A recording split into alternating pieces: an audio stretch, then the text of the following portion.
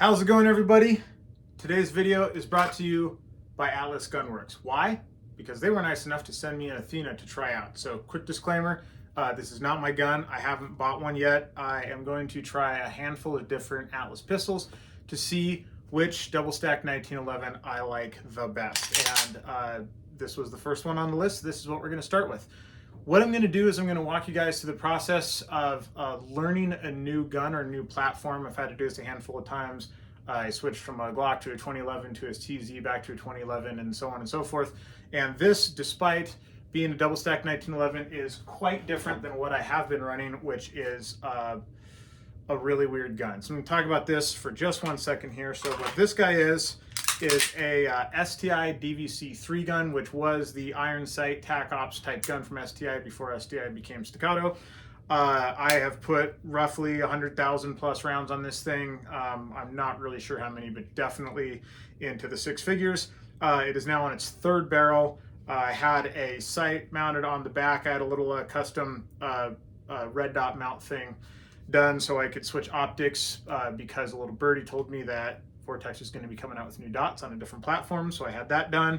And it is a very, very tired gun. I've got some old, what do you call this stuff? I can't remember. Carbon nitride, I think, whatever. Anyways, I had the grip coated so it was a little bit stickier. The grip safety is taped into place because it's all banged up. You can see on the back here, the fit was so bad that I just went crazy with a Dremel tool and did that because one thing about me, which we'll talk about here in a second, but I broke my thumb years ago, so it doesn't have like the same curve as most people's thumbs. So a lot of 2011s and double stack 1911s hit me in a weird spot right there. Now, main difference between the two of these things, plastic grip, aluminum grip, 4.6 inch barrel, 5.4 inch barrel. This is a very weird long gun. Short dust cover, full length dust cover, and very clapped, very not clapped. Not a very nice trigger in the grand scheme of 2011s on this. Quite nice trigger on this. I've played around with it a little bit, but you're kind of getting to see the very beginnings. Essentially, I've played around with it enough to modify my holsters to fit this thing because she's a wide girl. So the main thing is the slide release right there is quite a bit wider than what is on my current gun. The grip in a couple spots and full-length dust cover changes some stuff. It doesn't fit in my normal magazine, but I have been dremeling for, I don't know, 45 minutes or something like that to make my retention holster work because my other holster just isn't going to. Now, my first impressions of these things. This is gonna sound real shilly, but it's the truth. When I switched from a Glock to this, I immediately had that sensation going back to the Glock that I played around with this a little bit. I shot somebody else's, I think it was actually Tim Yackley's at the time, and then I went back to my Glock that same day, and I'm like, crap, this Glock kind of feels chintzy. Like it doesn't feel like it did an hour ago. It feels chintzy. I had tasted what I thought was nice at the time. It tasted really good, and I couldn't see myself going back, so I ended up getting one of these. That same gap again to this. Just playing around with this for like the last half hour or something while I was messing with holsters here, it feels so much nicer. It's not even the same gun. I told you it was going to be showy. I promise you it's not. It's the truth. The main thing is the fit is so much different. So this guy here, yes, this has a bunch of rounds through it, but it kind of came like this out of the box. So there's, I don't know if you can hear it in the camera, but this is locked up too. There's a lot of play between the upper and the lower, especially if you unlock that thing. I don't know if you can even see it, but the upper moves around a lot. The slide moves around a ton. Even when it's locked up, it moves around a whole bunch. It's just, I don't know. It is what it is. You know, it's a gun that came off an assembly line. This thing here, it feels like it's one piece. Like when this thing is locked up, there is absolutely zero play between the slide and the frame. And even when it's unlocked, I feel nothing. I literally feel no play between the slide and the frame. It's very nice. There's a reason that I'm going this route. Now, my first impressions on the grip. I really feel like this has the right amount of aggressive. So I've felt a lot of those, I can't remember who the heck makes them, but the super spiky grips are like grabbing onto a freaking porcupine.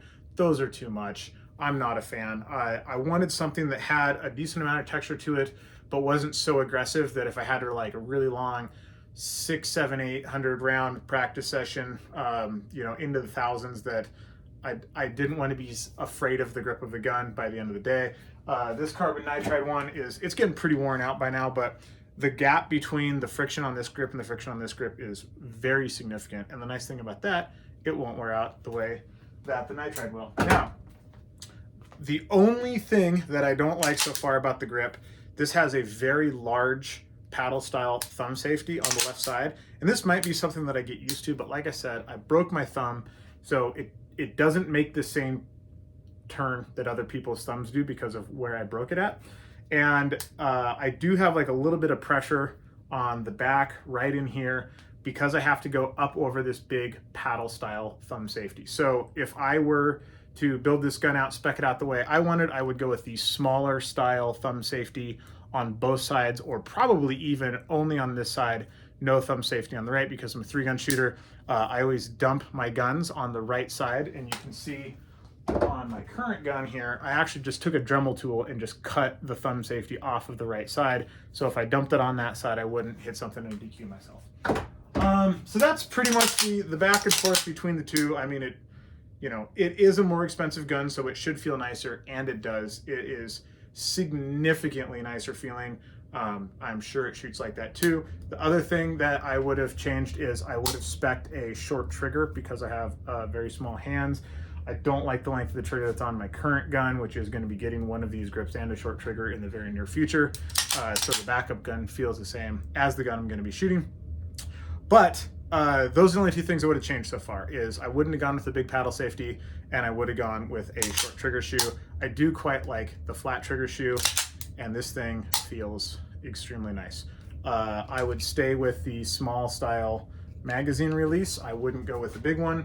I don't like magazine releases that are in the way enough that you might accidentally drop your mag while you're picking it up off the table or something like that. Now, getting used to the gun. I'm basically going to work through a few things. I'll do all this stuff in dryfire every single time. I'm going to start with the grip, so I understand what indexing the gun should feel like.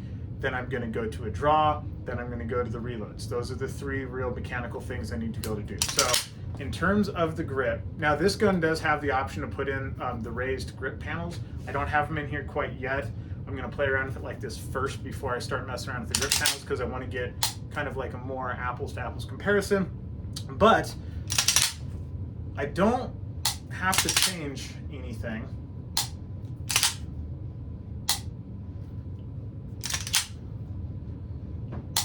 There is a spot, if I get a little bit back on this, then that thing on my thumb hits in a weird spot. So I do need to make sure that I grip it the way that I want to. If I kind of miss the grip, it's a little bit tight right in there. That's the only thing that feels any different. Everything else feels the same. So that's pretty. So my grip hasn't really changed. When I went from a Glock to a 2011, my grip had to change a lot, obviously. When I went from a 2011 to a CZ, my grip had to change a lot. When I went back to a 2011, I had to relearn it. Angle, size, everything is pretty much what I've been running. It feels a little bit heavier because it's an all aluminum grip and a full length dust cover. But other than that, it feels about the same, except that the trigger's way nicer. So now we're gonna move on to a draw. And the way that I think about this, there's basically, in my mind, 3 steps to a draw. So step number 1 is here. So I'm establishing grip on the gun, exactly where I want it. I'm bringing my left hand up towards my chest, because I found that if my hand stays out here, I'm kind of chasing down the gun, and the grip that I end up with when I'm presented on target is not as good as if I had brought it up to my chest and established my grip just a skosh earlier. So step number 1 of the draw, step number 2 of the draw, step number 3 of the draw. So if I have a problem with my draw, after I'm done, I know which step to address. So this step here, if I have a loose hand, like a decent grip, it's in the right place, but it's loose, then this didn't come up to my chest. And if I have a dominant hand, low arched, you know, this thing isn't where I want it to be, then I missed my grip on the holster. Right here, if things aren't lined up, then this part of the draw did not happen correctly.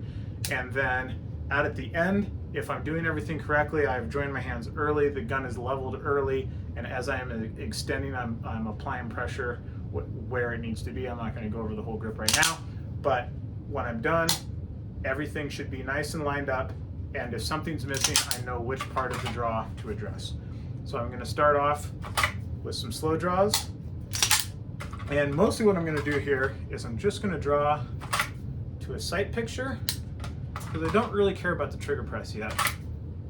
I'm just mainly making sure, oh, I got a little bit forward on it that time. I kind of came up like this just a little bit.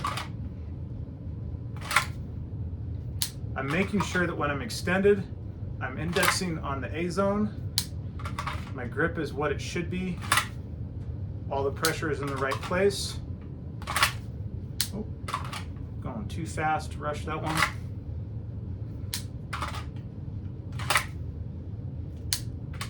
And you see, I'm not even pressing the trigger yet.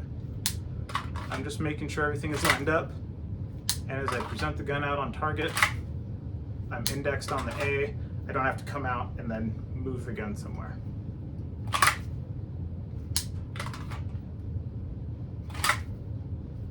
So that's starting to feel pretty good.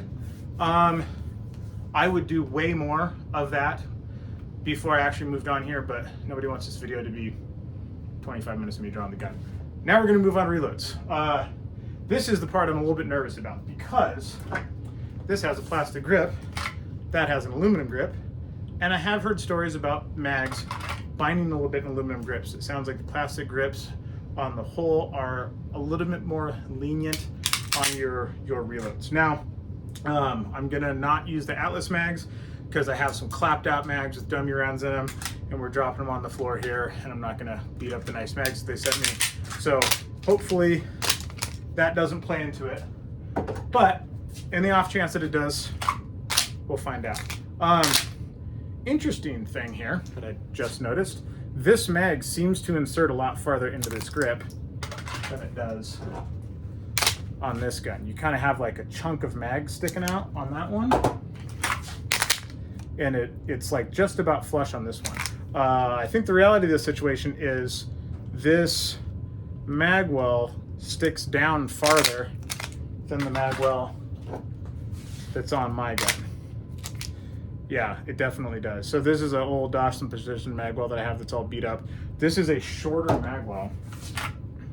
Yeah, that magwell's like a good chunk taller. So that's interesting. So there is a chance that sort of the index point that I have going into the gun might be a little bit different on the new gun than it's going to be on the old gun. But I guess I can kind of see that. I can see just like if you hit it just a little bit sideways, it binds just a touch. So if I intentionally put it crooked, I can't quite push it in there, where I got to be very, very crooked on this guy. So there is, I do think it's actually going to be a little bit harder to reload this gun. So I'm just going to put a little crash pad on my feet because I'm a climber and I have crash pads all over the place. Oh yeah. Yeah, I just felt it kind of bind there. So I think this is going to be a thing. We're about to find out though. So rolling it, dropping it still feels fine. I can't quite reach this mag release. I have to just flip the gun a little bit, which I do with pretty much all guns. If that is the case for you, it's actually not a problem. But, yes, nailing it. We're starting off strong. We're gonna see if we can do this without just yeeting that thing onto the ground. So, if you nail it, it's fine. If you miss the gun entirely, apparently it doesn't work, which I'm not really disappointed with. That seems super reasonable.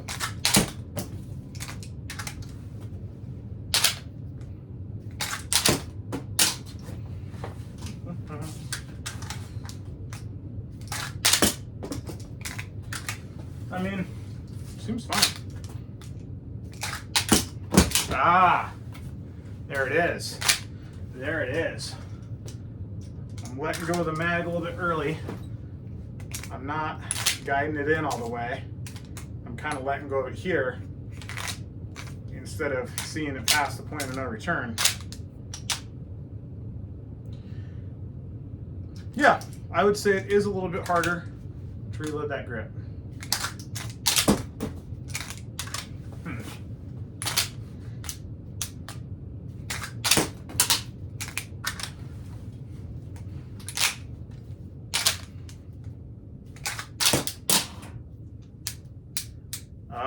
Okay. Another thing I'm learning here. So, because I cut off this side of the safety on my gun years ago, I'm not used to having something there.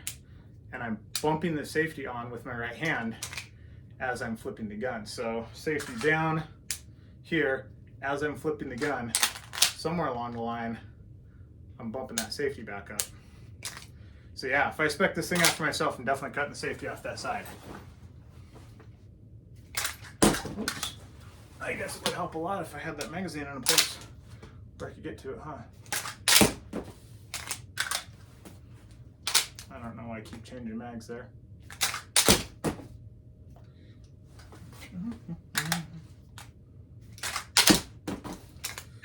I would say this is going to be the part that's going to take the most getting used to. And it's not bad, it's just different.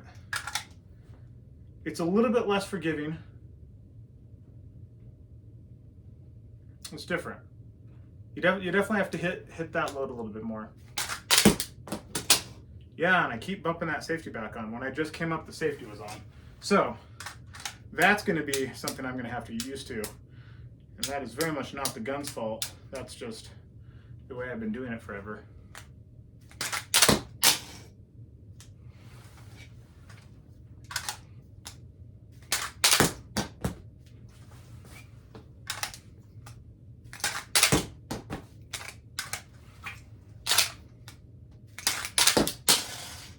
Yep, I'm bumping it on again. I might be bumping it on when I rejoin the gun with my left hand because of the big paddle safety. I bet there's a really good chance that's what's going on here. That's exactly what's going on. Okay, so when I am re-gripping the gun with my left hand, I'm bumping that safety on. Even though my thumb's on top of it, I'm making room for this hand, and I'm bumping the safety on when they come up.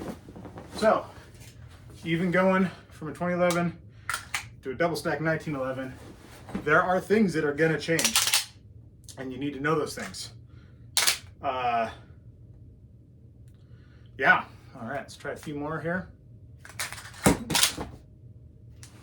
Yep, I'm gonna have to watch that left hand coming up.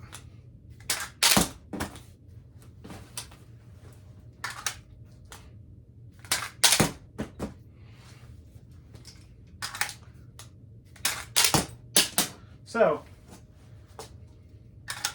a little bit different. Yep, a little banging there. So if I'm getting carried away and I just throw it at the gun, it's not quite as forgiving. If I follow through with my reload, like I know what I'm doing, then it's just fine. Now, the real question is that disadvantage or something that you can learn your way around, or something that even if it was a disadvantage, you get all the advantage of a good grip on the gun, which means that you have a net gain. No, Magwell would have accepted that. Would not have mattered. Yeah, okay, well, that's gonna take a little bit. It's a different shape too. I don't know if it's a better or a worse shape, but it's a different shape. And it's gonna take a little bit of getting used to. It's kind of like when I went to the CZ. It's like, you can reload it just as fast, you just have to do it right. I think that's gonna be the big difference. Now, On the whole, though, let's say that continues to be a problem. I can't train my way around it. It's just way harder to reload, which I don't think it is. I think it's all me, and I need to figure that out. Obviously, this part is all me. Is that trade-off worth it? I don't know. We haven't fired the gun yet, so who the heck knows? So we're gonna go to the range here in the next couple days, and we're gonna find out. But just the feeling of the gun, the grip, the texture, the way everything feels, and especially because I know I can learn how to redo something, can learn how to quad load last little bit here. I think it's going to be very worth it. And for no other reason that this gun will probably run. And if you've been watching my videos lately, you know that that gun kind of doesn't. It is very clapped. I'm going to do a bunch more dry fire, which I'm not going to put on video because who wants to sit and watch 20 minutes of that? And then I'm going to take this thing to the range. We're going to find out a little bit more. So if you guys have any questions about this, you want me to see, check out a different Atlas gun, let me know. But one way or the other, we're making the switch. And one of these things I'm going to buy. So see you guys out there.